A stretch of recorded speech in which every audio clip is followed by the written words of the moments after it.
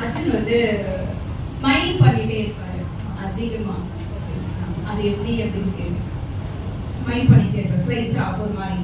அப்படி கிடையாது, எப்பவுமே அவரோட ஃபேஸ் பார்த்தா ஒரு பிரைட்னஸ் இருக்கும், ஒரு பாசிட்டிவ் வைப்ஸ் இருக்கும். அப்படி நானும் அப்படிதான் கேட்டேன். ஏன் சிரிச்சு மாட்டேங்கிறேன். ஓகே, அடுத்தது அது மாதிரி இல்ல, அந்த மாதிரி நானும் கேட்கல. ஓகே, நெக்ஸ்ட் ஒன் ரதி. ரதி அவங்க வந்து போல்டா வந்து நடந்து வருவாங்கல்ல, அந்த இது ரொம்ப பிடிக்கும். ஸோ அதை எப்படி பண்றீங்க அப்படின்ற ஒரு விஷயம். ஓகே, தேவ். தேவ் சாரா?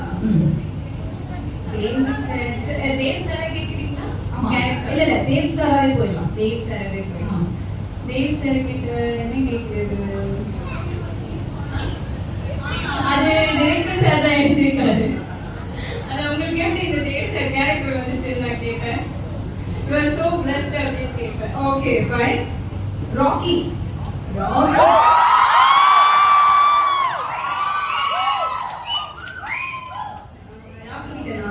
ஆக்சுவலி ராக்கி தான் என்கிட்ட கேட்பான். நான் எப்பவுமே ராக்கி வந்து அடிச்சுக்கிட்டே இருப்பேன் சீன்ல.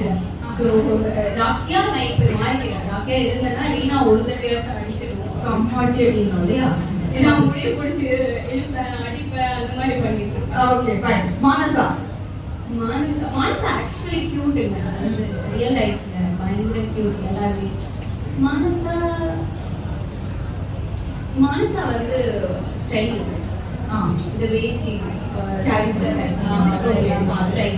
அது எப்படி பண்றீங்க? தாத்தா.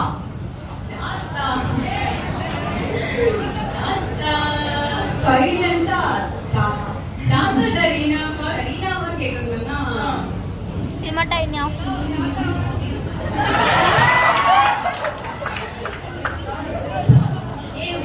வராது. ஏன் இப்படி பண்ணீங்கன்னு கேட்பேன். ஏன் இப்படி பண்ணீங்கன்னு கேட்பீங்க. ஓகே, ஏன் இந்த நடிச்சீங்கன்னு கேட்பேன். நல்ல ஒரு மாதிரி. ஓகே, விஜய்.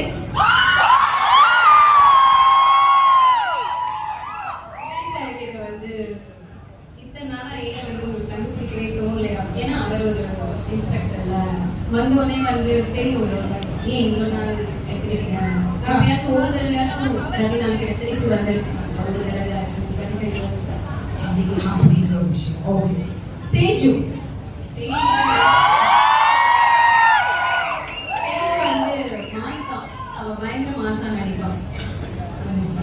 அது ஒண்ணுதான்.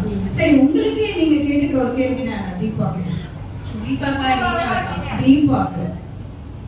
இந்த கேள்வி இங்க இல்ல, நான்